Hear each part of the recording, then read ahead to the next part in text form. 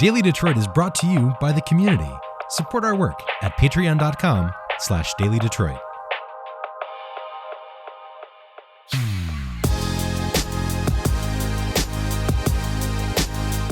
Welcome to your Daily Detroit for Monday, July 8th, 2019. And this is an extra special edition of The Big Show. You bet. 300 episodes. That's right. You're listening to episode number 300 of Daily Detroit, a podcast that was recently described by a Belarusian journalist that we met as a post-industrial city podcast. True story, Jer. I'm Sven Gustafson. And I'm Jer Stays. You know, I like that title a lot, and I'm all for every kind of listener that we can have. I hope that that listener from Uganda for our last show has joined us here. Yeah. So don't be surprised if we start marketing this as a post-industrial, Daily Detroit, post-industrial city podcast. I feel like there should be t-shirts and a techno track. You also might have noticed a shiny little intro change up. I hit a different music button to start today's show. Tell us what you think at dailydetroit@gmail.com. All right, so let's just get right into it. I'm going to have a kidney transplant in September of this year. That's the voice of Motown legend Stevie Wonder at a concert in London over the holiday weekend. There have been reports of Wonder dealing with a medical issue over the past couple of weeks. Wonder went on to say that a donor had been found and that he's good. The 69-year-old has been very active lately, continuing to tour and performing at the memorial service for slain rapper Nipsey Hussle. Wonder started his career in Detroit as Little Stevie Wonder. There's even a street here, West Milwaukee at Woodward, that's named after him. He's won more than 24 Grammy Awards.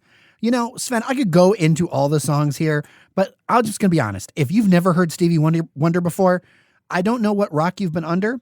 You should stop this podcast right now and go check out Sir Duke or Superstition. Or better yet, play the podcast out in full and then go listen to Blame It on the Sun. The opinion page of the Detroit News has a piece that puts it succinctly, writing, "The arrogance of the Ilitch organization in ignoring its obligations to the city of Detroit is breathtaking."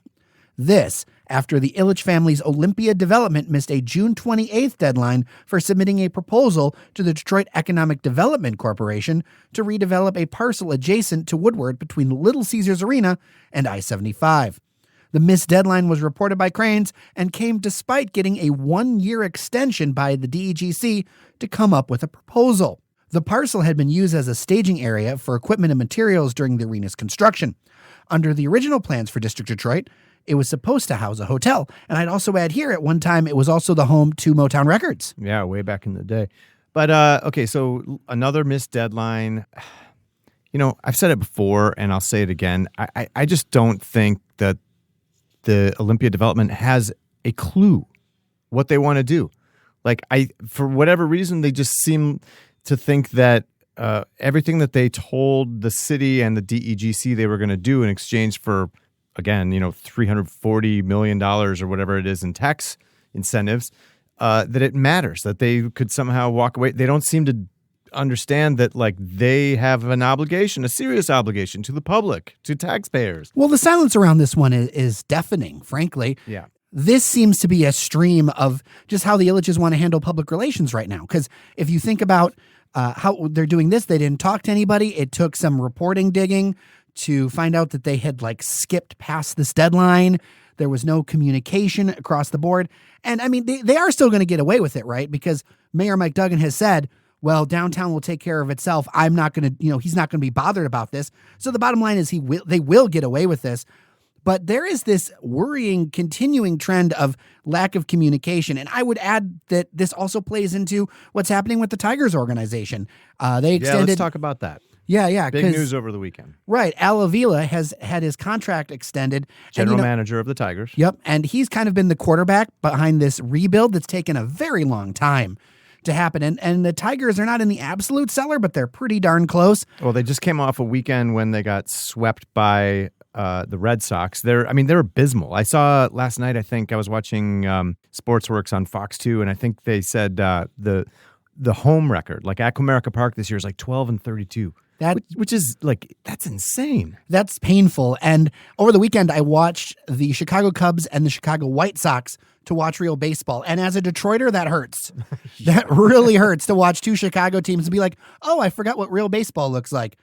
But the thing is with Al, he did a press conference with July 4th, but he wasn't there. On Friday, well, the Tigers did a press conference, not this, on Friday of a July 4th holiday weekend. Nobody is paying attention to the news. I mean, that's deliberate. That's the equivalent of like sending out a big explosive news release about, our CEO is indicted at 4:59 p.m. on a Friday afternoon. Yeah. You're just trying to fly under the radar. Yep. And he sent a press release with his position. Now, I mean, you can argue about Al Avila. I mean, I feel like the Tigers are in a very tight spot right now because what else are you going to do? They've gone so far down this road. I know a lot of people are not happy about this decision. I have real mixed feelings because I'd like to see more lights down the road. But again, it's another situation of lack of communication. And we really need to start holding folks to account and say, all right, at what point are we going to do something? Because in other cities, when stuff like this happens, we start booing on the field. Yep. We start doing something that people pay attention to. Now, the Tigers are so terrible, nobody's going. I mean, if you're at the game doing something, I mean, maybe it's time. Maybe we do something a little different. Nothing crazy. Maybe it's time for a couple boos. Maybe it's time for a couple of old school razzes. Absolutely. I mean, hitting the Ilitches in their pocketbooks will definitely make them, I think, sit up and take notice. I don't know what else will, frankly, because I don't know.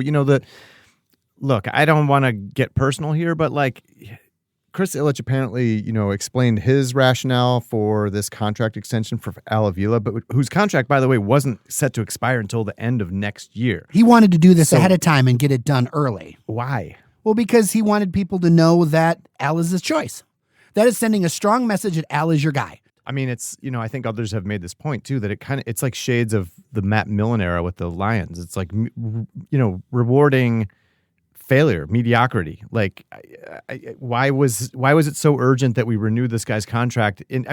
Avila even said in his news conference that it was like the Tigers were in their darkest hour now.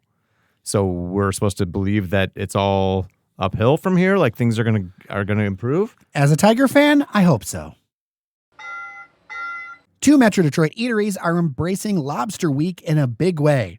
Mudgie's in Corktown is returning with their lobster rolls the week of July 22nd through the 27th. A perennial favorite, there's often lines out the door for the crustaceans flown in daily from Maine, and it's really a fun event if you've never been for the lobster rolls. And this year, there's also a newer entrant up in Birmingham. Hazel Ravines in downtown will turn into Hazel's Lobster Pound, which is just a great name, the Lobster Pound, with a wider menu of lobster items. And that's going to run July 16th through August 11th. You a lobster fan, Jer? I'm not much of a seafood guy. Oh, okay. Well, I love seafood. I can't really do a whole lobster. Like, it's too rich for me. I have a little bit of a sensitive constitution, and I just can't. Like, I agree. Lobster roll is good. Lobster bisque, is a great soup. But yeah, I can't do like a whole lobster. A local pizza joint has served its last slice of pie. The Hazel Park location of Two Guys from Italy is closed, according to a Facebook post. It was located on John R., just south of Woodward Heights. The spot had been open about a decade, and the owners are retiring. The Two Guys in Royal Oak is staying open, according to a separate report from Crain's Detroit Business. I'll just say that. Solid neighborhood, round-the-corner pizza was this place. Okay. I would just note that that location it's in is right in that neighborhood where Mabel Gray, Joe Bar, and Frame right behind it are operating, and there were, we talked a couple like a month ago or something about the new mixed use, multi-story building that they have planned there and everything. So that neighborhood, as Hazel Park goes, is pretty hot.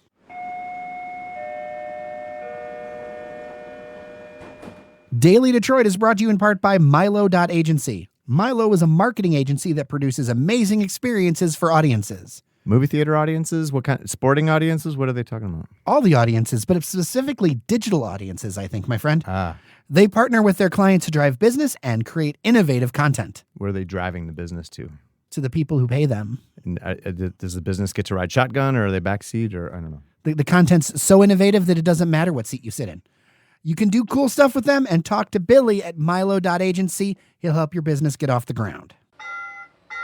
The Michigan Department of Natural Resources says the recently rehabbed Whitcomb Conservatory on Belle Isle is getting extended summer hours. A multi-million-dollar structural renovation took place earlier this year, closing the facility for months. So on Wednesday evenings, the giant greenhouse with thousands of plants inside will be open until 8 p.m. Summer hours will run between this Wednesday, July 10th, through September 11th. The DNR says that if this is successful, they'll consider doing it again next year. We don't often cover news from my hometown of Ann Arbor, but this one caught our attention. MLive reports that a Bloomfield Hills-based developer has purchased property behind the iconic Michigan Theater in downtown Ann Arbor. It hopes to build a 19-story mixed-use high-rise in its place. The deal for a former car dealership building, bathrooms and office space for the Michigan Theater itself, and 4 rental houses totaled $3 million. Plans for the high-rise call for 241 apartments and 6,000 square feet of retail space.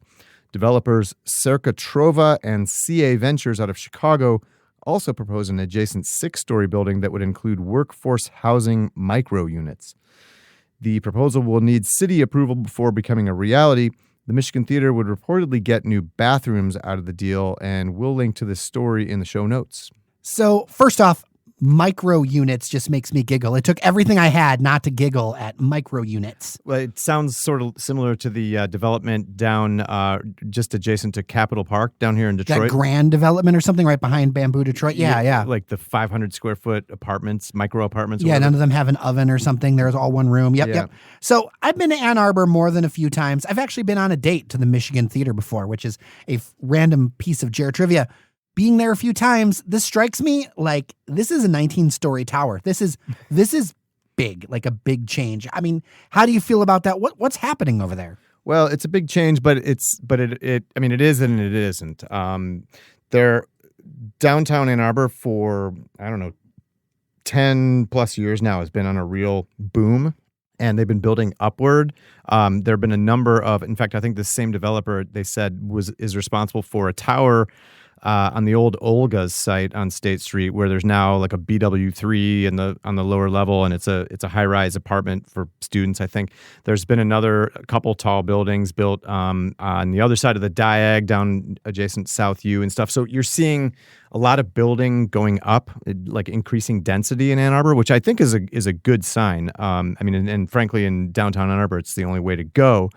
And it's a good alternative from like back in the 90s when most of the development in Ann Arbor was focused on the outskirts of town, sprawling essentially.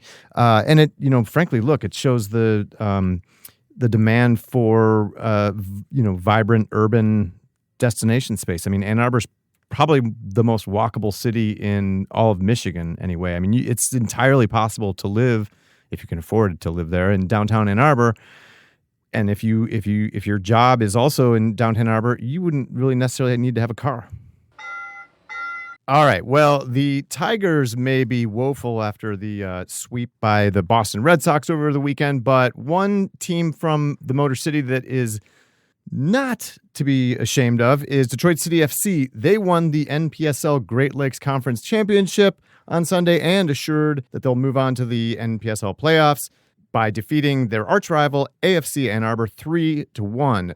The win capped a tense weekend in which Le Rouge had to come from behind late to salvage a 1-1 draw against fellow conference contenders Grand Rapids FC on Friday night at Keyworth Stadium.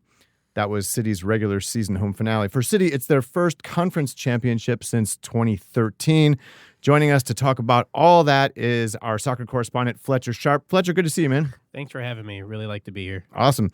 All right, so after Friday's result against Grand Rapids FC, again, a 1-1 tie, City had to tie it late. Had a lot of people biting nails over the weekend. We talked last week about how this was such an important weekend for them, their playoff hopes riding on the outcomes of these two games. But City really seemed to explode against Ann Arbor yesterday. Yeah, Grand Rapids was really well known for playing a very defensive game, typically 5 in the back, 4 in the middle, 1 up top with their striker Scott Doney, who's 6 foot 17. He's really tall. So when they scored the first goal against Detroit, I was like, uh-oh, Detroit hasn't given up a goal in almost 900 minutes. Right, that was a 9-game clean sheet streak, right? Yeah. So they haven't given up a goal in almost 900 minutes. That's not good. This team's going to score a goal and then pack it back defensively. Then there was a rain delay in the game.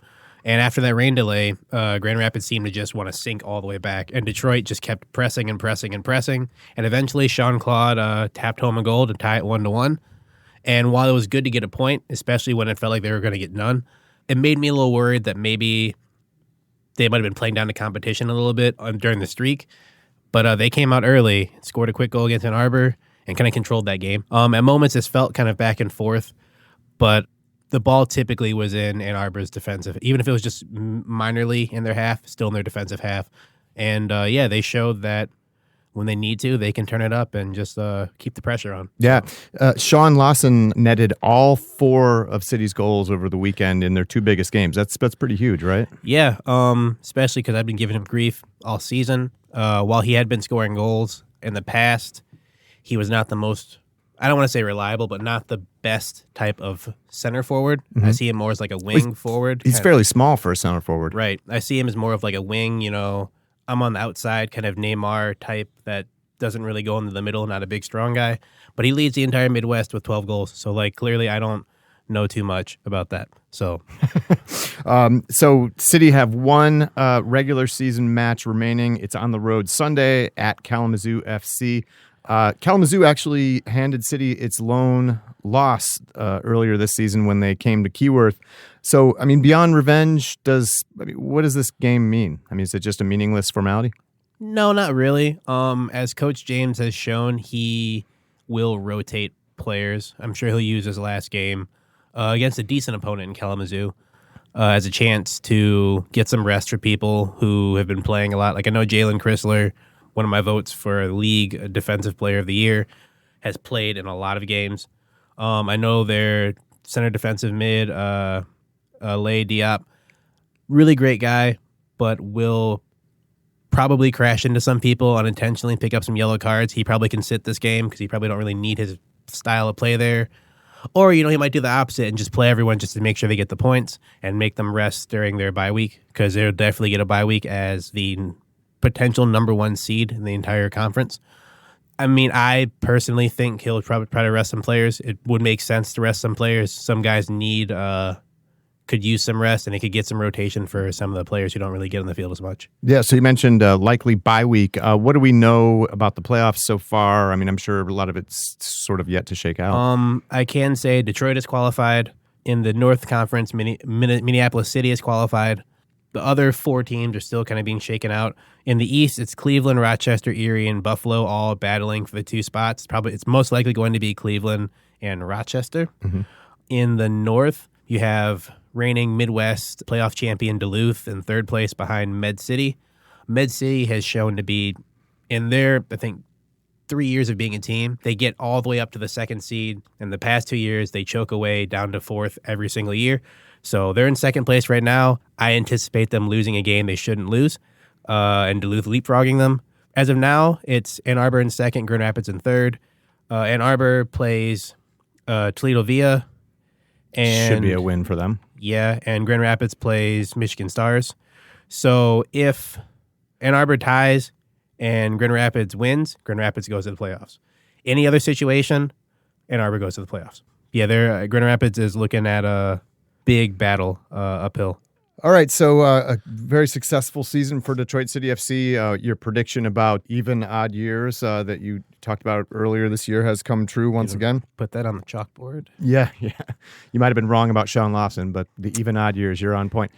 Fletcher, before we let you go, man, we need to say a few words about the Women's World Cup. The U.S. women's national team won their 2nd consecutive World Cup championship, their 4th overall, 4th in only 8 Women's World Cups. This team is a dynasty. They're incredible. Yeah, no, as much as people want to try to detract from the team, this team is very good. They're very solid all around. It kind of helps when, unlike the men's team, they have the best midfielders in the world. They have some of the best defenders. They have some of the best forwards. So it's not, I don't want to say expected, as there was still some drama. They had to play a lot of European teams like France. They had to play Holland. Well, they basically had to play the best teams that weren't named the U.S. Right. So it wasn't just a cakewalk, but they showed I guess there was some sort of alarm early when they beat up on Thailand 13-0 that, okay, they'll just play these small teams, you crush them, etc. When they play against the bigger teams, they'll have to worry. And even against France, when they let up that late goal, I'm sure a lot of fans were like, uh-oh, like we're about to go to extra time. This might not be good. And they held on. And they proceeded to hold on even against Spain. Spain got an early goal. They held on against England, got ahead.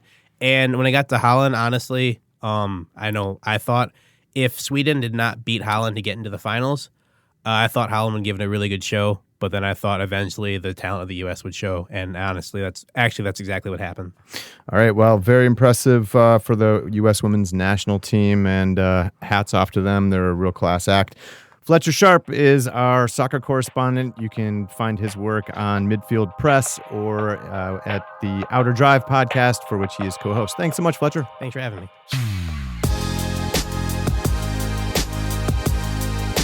Friends, that'll do it for episode number 300. Thanks to our supporters on Patreon for making this show and this milestone possible. You can join them at patreon.com/dailydetroit. And it being episode 300, I wanted to make sure to give some quick thanks To Randy Walker, Cheyenne Nosarini, Fletcher Sharp, Nuri Gojai, Bob and Dave at Podcast Detroit. Couldn't have done any of this without all those people. and of course, thanks to you. I'm Sven Gustafson. And I'm Jer Stays. Take care of each other, and we'll see you around Detroit. You're listening to the Podcast Detroit Network. Visit www.podcastdetroit.com for more information.